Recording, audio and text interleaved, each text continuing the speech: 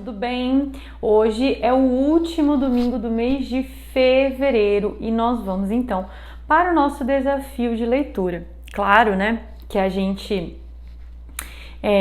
espera aí sempre uma grande leitura, mas dessa vez eu acho que foi muito mais do que uma grande leitura, porque vejam só vocês, nós vamos falar sobre uma biografia, né? A biografia de Dom Pedro, a história não contada, o homem revelado por cartas e documentos inéditos, do professor historiador Paulo Resutti. Então veja, para mim é a primeira vez que eu faço a leitura de uma biografia. Veja só que declaração, né, gente?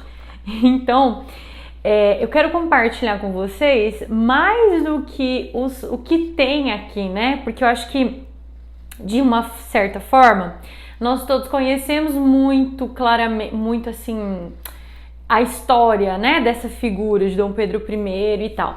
Mas qual é a sensação de ler uma biografia? Primeira coisa para mim foi estranhamento, né? Eu achei assim que tem muitas informações, né? E acabou que em alguns momentos foi um pouco complicado organizar os fatos todos, né? Entender as ideias, saber alguns acontecimentos históricos, alguns parentescos, algumas coisas assim, e eu fiquei bastante incomodada com essa leitura. Incomodada no seguinte aspecto: eu preciso estudar história muito mais para ter mais bagagem, aí eu acho que as coisas vão ficar mais fáceis. Então, primeira coisa que eu digo já é isso. Depois é que essa biografia em particular, ela me traz uma reflexão interessante sobre a figura que a gente criou, né, de Dom Pedro I e os outros que aí sua esposa, suas amantes, né, filho, o próprio pai, Dom João VI. A gente criou uma história, uma imagem muito estereotipada, né? Então, assim, os filmes, novelas, as menções dessa figura na nossa história, elas acabam criando aí uma ideia de uma pessoa muito fanfarrona, assim, muito irresponsável, muito safado, né? Pegador, malandrão. Eu acho que aí a gente acaba camuflando coisas importantíssimas, né, para a nossa própria história enquanto brasileiros. Então, é o primeiro imperador, né? Ele vai governar o nosso país aí num momento bastante importante, num momento, por exemplo, de proclamação da independência do Brasil, né? E isso teve um significado grandiosíssimo. A gente acabou de completar agora em 2022 200 anos dessa independência, né? Pouco se fala sobre isso. A gente teve no ano passado duas datas importantíssimas, que foram os 200 anos, o bicentenário da independência do Brasil, cuja figura mais importante é este homem, junto de umas outras aí depois a gente vai falar. A gente teve também o centenário da Semana de Arte Moderna, que marca aí a independência cultural do Brasil, e a gente quase não falou disso, né? É como se a gente não valorizasse essa nossa história, que é uma coisa assim que eu acho que faz a gente repetir erros historicamente falando, né? Faz a gente não ter a gente não é nacionalista, né? A gente não tem esse sentimento pela nossa pátria. E eu acho que é falta desse conhecimento, porque a gente absorve o que é passado superficialmente na escola, nem sempre todo mundo tem um bom professor de história. A gente absorve o que vem das novelas, que querem vender, né? Não vamos nos esquecer disso, as novelas querem o Ibope, né? Os filmes querem a bilheteria. Então, gente, eles vão construir personagens que agradem as pessoas e muitas vezes essas personagens elas acabam sendo distorcidas, que pra mim é o que acontece com a figura de Dom Pedro aí nesse cenário televisivo que a gente tem. Então, esse livro, pra mim, primeiro deu um bug na minha cabeça, né? Me fez pensar muitas coisas sobre o que eu tenho de história, o que eu sei de história, e depois um outro bug sobre quem era essa pessoa. Tinha uma imagem mais ou menos distorcida aí dele, né? Dele quem? Quem é ele? Separei algumas coisas, né, gente? Acho que uma coisa interessante é o nome, né? O nome dele, atenção. Pedro de Alcântara Francisco Antônio João Carlos Xavier, de Paula Miguel Rafael Joaquim José Gonzaga Pascal Cipriano Serafim de Bragança e Bourbon. Muito bem. 28º rei de Portugal, 24º do Algarve e primeiro imperador do Brasil. Nasceu no Palácio de Queluz. E ele nasceu numa circunstância bastante emblemática. Eu vou dizer duas coisas bastante emblemáticas sobre o nascimento do Dom Pedro. Primeiro, ele nasceu num quarto chamado Dom Quixote, nasceu e morreu no mesmo quarto. Eu achei muito metafórico, muito simbólico da história toda dele, porque ele lutou por coisas, né? Ele viu coisas que as outras pessoas não viam. Para mim, Dom Pedro era um visionário. Foi uma pessoa que olhou, né, para questões sociais que não eram vistas na época. Nem todas as questões que ele sensivelmente percebia foram modificadas por questões políticas, né? A gente sabe como é a política, não mudou muito de lá para cá. Mas ele tinha essa visão, ele tinha essa consciência, né? Por exemplo, a questão escravocrata para ele, a questão aí da necessidade de se ter uma constituição, né? Tanto é que ele vai jurar uma constituição ainda inexistente, né? A bem de fazer o Brasil se tornar uma nação independente. Então, assim, e ele lutou bravamente pela independência brasileira. Depois ele lutou para que o filho ficasse na coroa brasileira, Dom Pedro II. Lutou em Portugal também para que a coroa voltasse para a linhagem, né? E ficasse aí com a sua filha. Então, assim, eu acho que é muito interessante, simbólico esse nascimento num quarto que se chama Dom Quixote, e depois, coincidentemente, ele morreu no mesmo quarto, né? Ele morreu quando ele voltou para Portugal para lutar pelo trono, né, da filha. O trono havia sido tomado pelo irmão, aí tem uma treta, gente, é muita treta que acontece, hein? E outra coisa também é que no momento do nascimento do segundo filho homem de Dom João VI e Dona Carlota Joaquina, a gente vai ter o quê? A chegada de Bonaparte ao Egito, né? A gente vai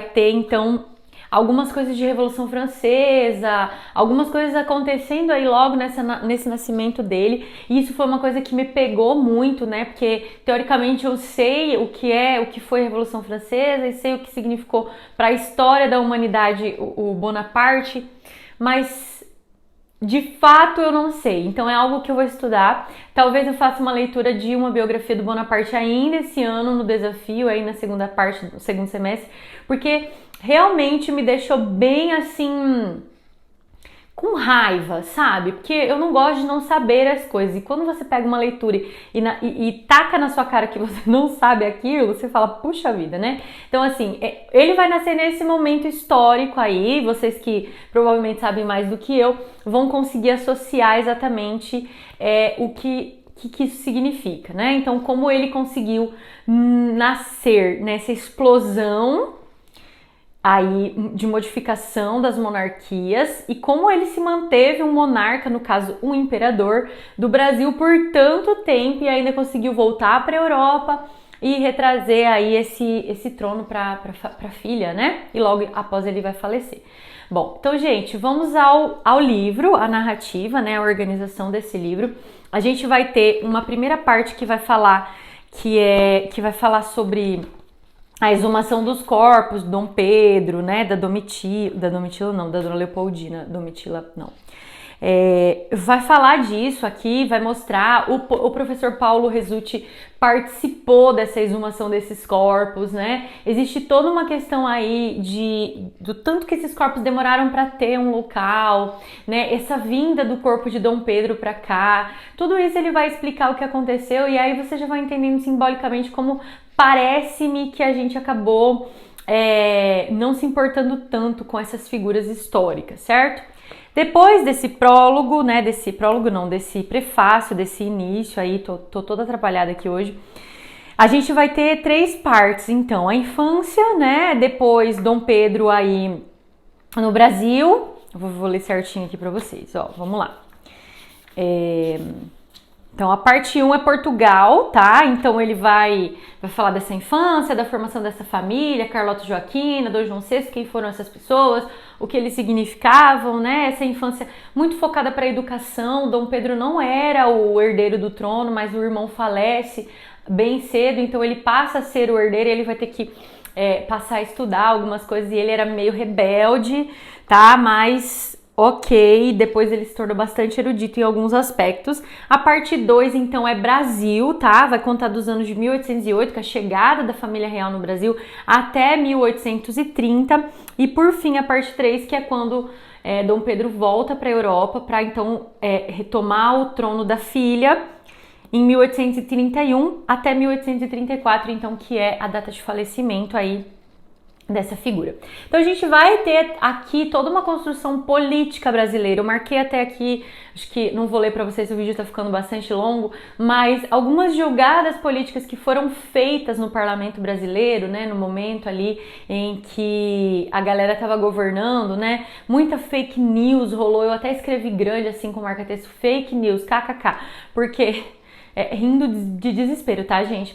Porque eu tenho a impressão assim que nossa história está fadada a ser manipulada por fake news. Então a gente vai ver como isso recorrentemente aconteceu no Brasil, né? E eu também quero destacar uma parte que eu acho muito importante, né? Que é a importância que o Dom Pedro deu aos filhos. Ele teve vários filhos.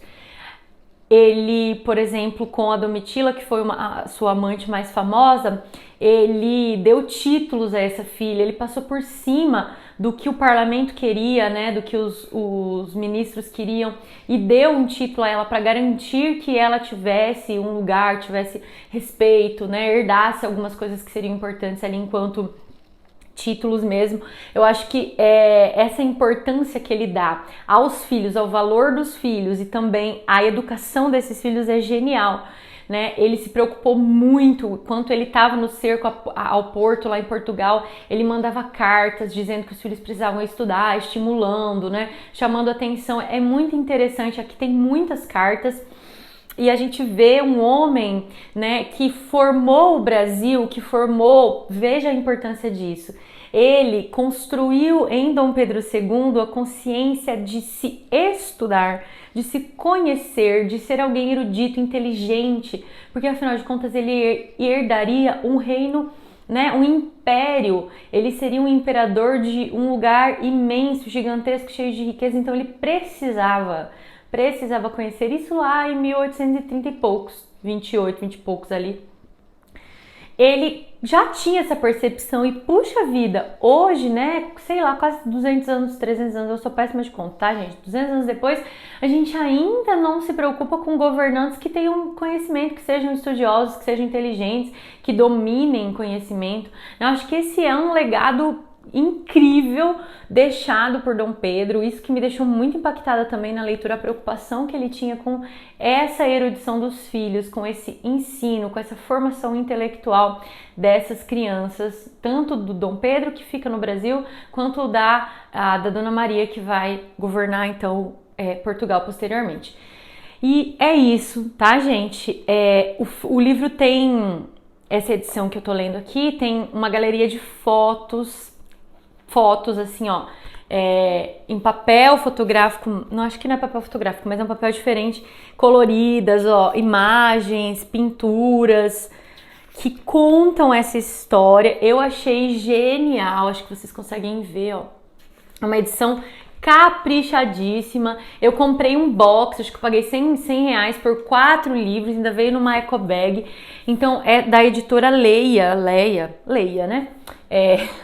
Ai, gente, hoje eu tô meio atrapalhada, vocês estão vendo, né? Mas enfim, são bem acessíveis esses livros. Eu paguei 100 reais por 4 livros, mais ou menos 20 reais, 25 reais cada livro. E é um mundo de conhecimento, é um mundo que vai nos despertar para outros conhecimentos. Então eu sei que eu preciso estudar a Revolução Francesa, eu sei que eu preciso conhecer Napoleão Bonaparte. E daqui você se desprende para inúmeras outras leituras, e eu achei assim genial. Nós vamos ainda ler tá bem aqui, ó, aguardando. A gente ainda vai ler a biografia da Dona Leopoldina, a primeira esposa do Dom Pedro, que foi perfeitamente maravilhosa, uma esposa incrível e que foi muito responsável por muitas coisas no Brasil. Ela era genial também, super inteligente e nos ajudou muito enquanto nação, devemos muito a ela. Então, gente, é isso. Eu espero que a biografia faça parte das leituras de vocês aí nos próximos meses, quem sabe já a próxima leitura, acho que vocês vão gostar bastante. Uma excelente semana para vocês, fiquem bem e a gente se vê então na próxima resenha. Até mais, pessoal!